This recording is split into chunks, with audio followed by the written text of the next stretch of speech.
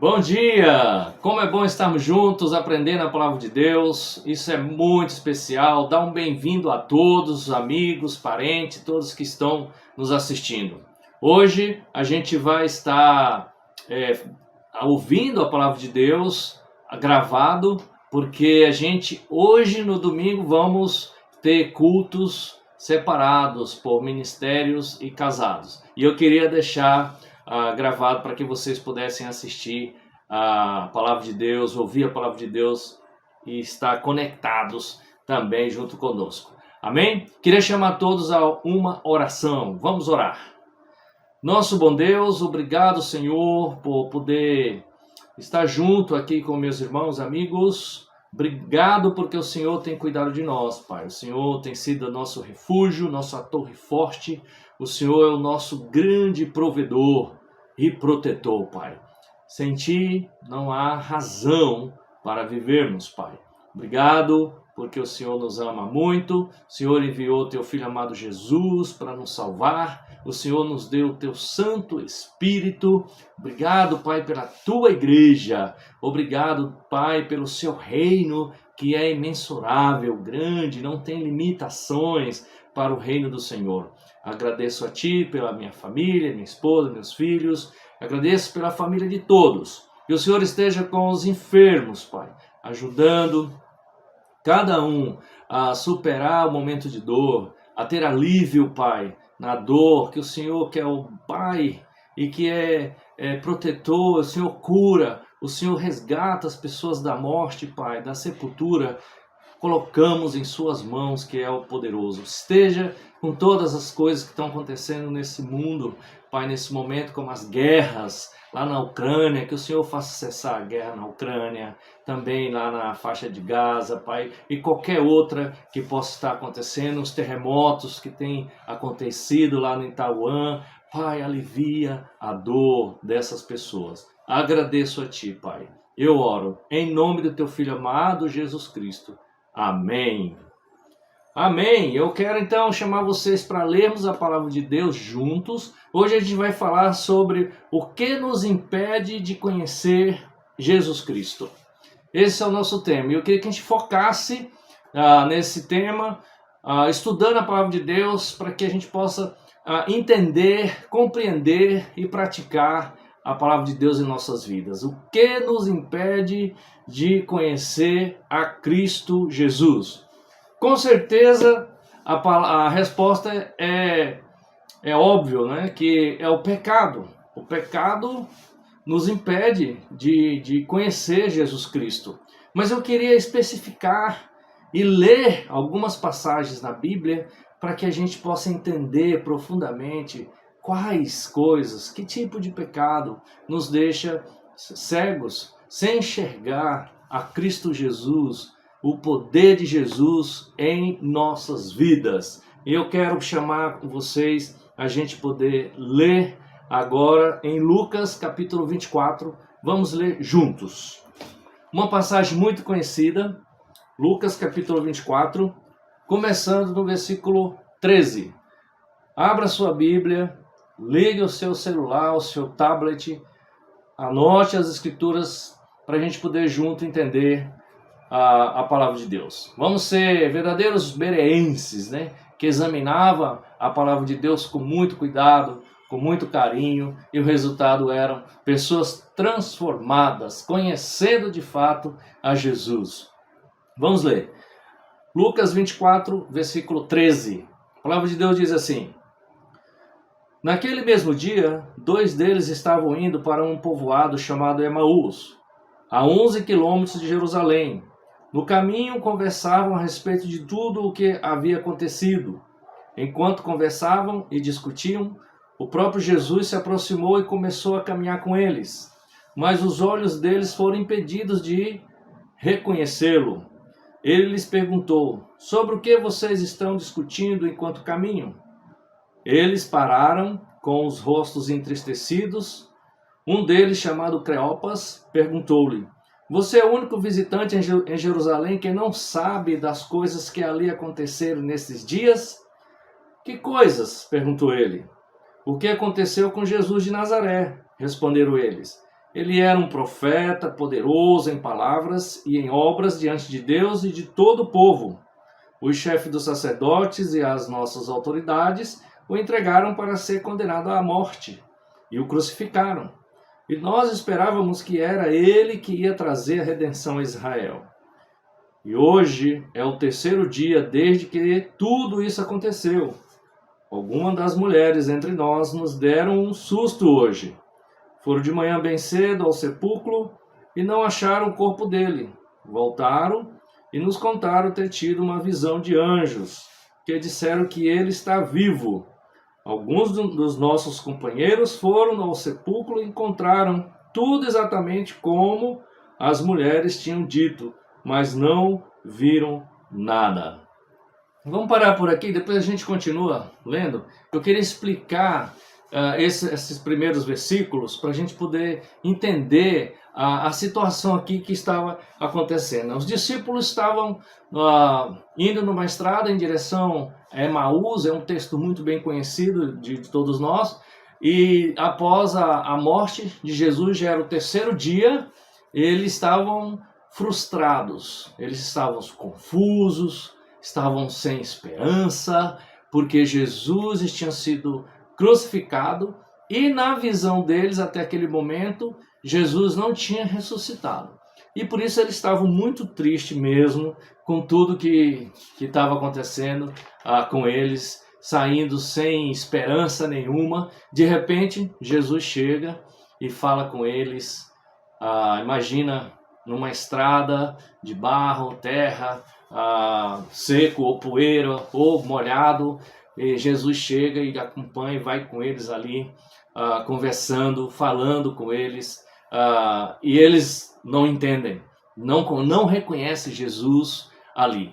E esse é o ponto que eu queria chamar a atenção de todos nós no ensino aqui, é que quando a gente está triste, cabisbaixo, sem esperança, frustrados, em nosso coração fechado, a gente não consegue ver o poder de Deus e Jesus em nossa vida, em nosso caminho, aonde a gente está, as coisas que a gente pode fazer. Ficamos literalmente cegos de tudo que pode acontecer na nossa vida. E assim a gente vê que dois discípulos, que não era dois dos 12, era os dois discípulos ali, talvez uns próximos a Jesus.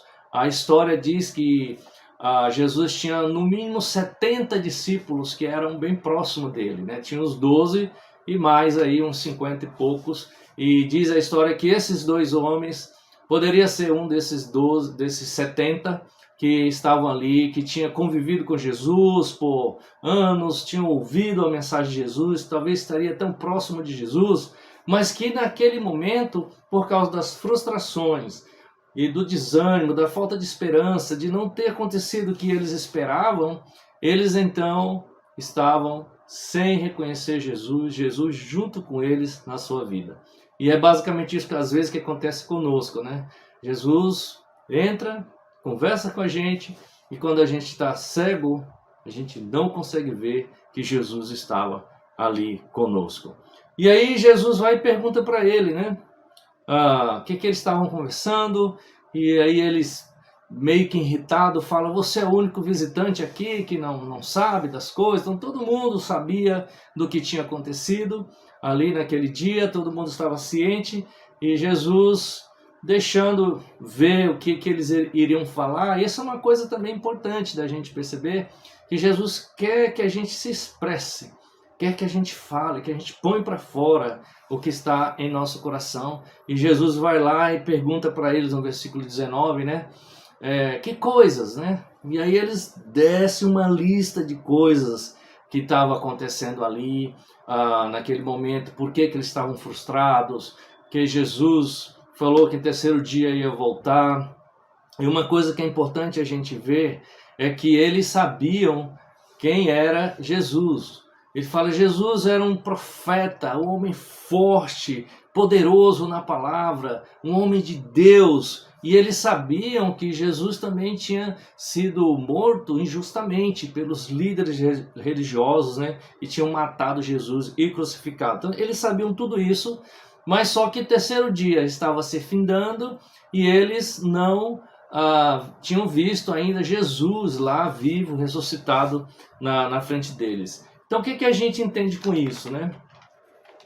Que às vezes a gente está tão frustrado com uma situação e nós queremos tanto que ela aconteça em nossa vida e a gente quer para ontem, né, as coisas. E ainda não aconteceu e aí a gente começa a cair em desespero, em frustração, desistir das coisas que a gente tinha, nossos projetos, nosso sonho, nossa visão, porque ainda não aconteceu o que eu tanto esperava.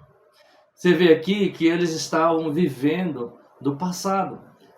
Jesus era um homem profeta, ele é um homem poderoso, falou que ele ia ressuscitar no terceiro dia, hoje ainda não aconteceu.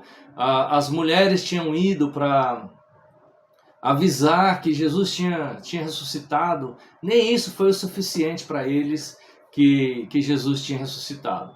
E às vezes a gente tem essas mesmas atitudes, a gente vive uma situação, aí que acontece que a gente fica vivendo das coisas do passado da nossa vida e não tem esperança. A gente não pensa que Deus está fazendo coisas novas em nossa vida, está transformando o nosso ser e a gente precisa manter a esperança em nossos corações. Aí depois desse relato que eles falaram para Jesus, aí Jesus então é a vez de Jesus falar, porque agora eles tinham sido abertos, tinham falado o que estava no coração deles, na sua mente, e agora Jesus fala com eles. Eu quero continuar lendo com vocês aqui no versículo 25. Lucas 24, vamos ler o versículo 25, para a gente ver como Jesus lida com essa situação do coração sem esperança, frustrado, com uma tristeza no rosto, né? Como Jesus lida. Versículo 25 diz: Ele lhes disse: Como vocês custam a entender e como demoram a crer em tudo que os profetas falaram? Não devia o Cristo sofrer estas coisas para entrar na sua glória? E começando por Moisés e todos os profetas, explicou-lhes o que constava a respeito dele em todas as Escrituras. Ao se aproximar do povoado para o qual estavam indo, Jesus fez como quem ia mais adiante. Mas eles insistiram muito com ele: fique conosco, pois a noite já vem, o dia já está quase findando. Então ele entrou para ficar com eles. Quando estavam à mesa com eles, tomou o pão, deu graças, partiu e deu a eles. Então os olhos deles foram abertos e reconheceram. E ele desapareceu da vista deles. Perguntaram-se um ao outro: não estava queimando o nosso coração enquanto ele nos falava no caminho e nos expunha as Escrituras? Levantaram-se e voltaram imediatamente para Jerusalém. Ali encontraram os 11 e os que estavam com eles reunidos, que diziam: é verdade, o Senhor ressuscitou e apareceu a Simão. Então, Jesus, aqui de uma forma muito inteligente, coloca para ele as Escrituras. E o que Jesus fala é de como vocês custa a entender, como vocês demoram a crer. E aí Jesus começa a falar das Escrituras.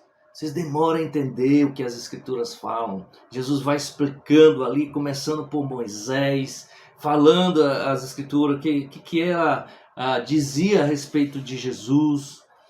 E é interessante que eles começam a entender o que Jesus está falando. Jesus faz como quem ia para mais adiante, e eles insistem para Jesus ficar com eles. Eles já estavam entendendo ali no processo de entender, de compreender, querendo que Jesus ficasse. Jesus fica com eles, tendo comunhão. Eles partem o pão, comem. Lembra que isso era logo depois da Páscoa, né? Tinha pão, tinha comida ali, que era a festa dos judeus. E no partir do pão e comerem juntos, eles reconhecem que era Jesus. Isso é importante a gente poder entender, que nós podemos ficar um período sem estar entendendo Jesus, sem reconhecer Jesus. Mas a forma de reconhecermos Jesus em nossas vidas é ir para as Escrituras, é ir para a Palavra de Deus, ter entendimento dela, e ela vai queimar em nossos corações, ter comunhão uns com os outros. Eles queriam estar com Jesus, queriam estar em comunhão com Jesus. E após isso os olhos deles se abrem. E Jesus então sai do meio deles repentinamente, como Jesus fala: agora que vocês estão me reconhecendo e estão entendendo o que eu estou falando, agora vão lá e façam. Como Jesus falou numa das vezes que ele apareceu, Jesus em Mateus 28, 18 a 20, Jesus aparece para os discípulos e ele fala: vão e façam discípulos. Então, Jesus deixou em nossas mãos, uma vez que a gente entende e reconhece quem ele é, a gente ir e fazer discípulos. E foi o que eles fizeram aqui.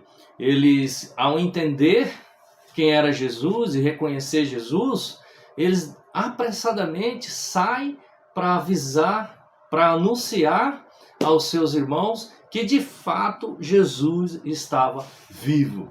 E isso é a diferença de uma pessoa que tem Jesus, reconhece Jesus como seu Salvador, anda com Jesus, tem comunhão com Jesus, está alinhado com as Escrituras. Essa pessoa tem atitudes de pressa para anunciar: Cristo Jesus está vivo. E foi isso que eles fizeram. Eles reconheceram Jesus como sendo Jesus vivo no meio deles. E eu queria encorajar a todos nós,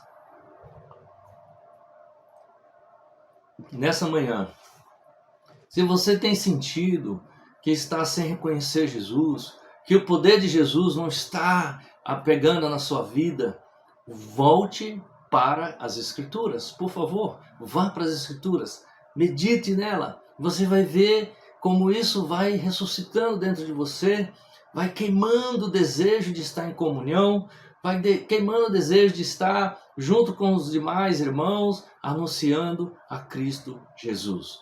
Agora é interessante a gente poder notar também que existe o mundo que eles não conhecem Jesus. E o próprio Jesus falou isso. Eu quero ler com vocês em João 17. Lê comigo, João 17. Quando o próprio Jesus falou no versículo 25. João 17, 25. Jesus diz: Pai justo, embora o mundo não te conheça, eu te conheço, e este sabe que me enviaste. Eu os fiz conhecer o teu nome, e continuarei a fazê-lo, a fim de que o amor que tens por mim esteja neles e eu neles esteja. Então o que Jesus está dizendo aqui é que a oração de Jesus em João 17, né, ele orando a Deus, e ele fala: Pai, o mundo não te conhece. Então a gente não vai esperar que o mundo, uma pessoa sem fé em Deus, vamos dizer um ímpio, né, uma pessoa que não tem fé em Deus, vá reconhecer Jesus como o Salvador da sua vida, que ele está vivo e que ele pode fazer qualquer coisa na sua vida. Mas Jesus falou que ele faz conhecer as pessoas do mundo também, para que se torne grande o poder de Deus na vida das pessoas que estão no convívio, na comunhão, na igreja, e os que irão chegar através de anunciarmos a mensagem de Cristo. Para nós cristãos, tem uma escritura que nos ajuda também a gente continuar no foco de conhecer Jesus, que é 1 João. Vamos ler juntos. 1 João, capítulo 2, versículo 3. Olha o que o apóstolo falou. 1 João 2, 3. Ele fala: sabemos que o conhecemos, se obedecemos aos seus mandamentos. Então, quando sabemos que de fato, verdadeiramente, a gente conhece Jesus? Somente quando obedecemos aos seus mandamentos. Quando a gente obedece, é porque a gente conhece, porque a gente tem temor em nossos corações, tem um amor por Deus e longe de mim, longe de você, não obedecer a Deus porque tem temor, tem conhecimento, e esse temor, esse conhecimento nos traz para mais perto de Deus, nos dá um desejo de ter a vida eterna. E falando em vida eterna, olha o que o próprio Jesus falou em João 17. João 17, versículo 3. Jesus estava falando aqui, orando também, nesses primeiros versículos, e olha o que ele fala. João 17, 3. Ele diz: esta é a vida eterna, que te conheçam o único Deus verdadeiro e a Jesus Cristo a quem enviaste. Vida eterna é para os que conhecem a Deus e a Cristo Jesus. E conhecer é obedecer. Quem conhece de fato a vontade de Deus, obedece. Às vezes as pessoas podem dizer, mas eu conheço Deus, mas você vê a vida da pessoa não condiz com isso, então não conhece.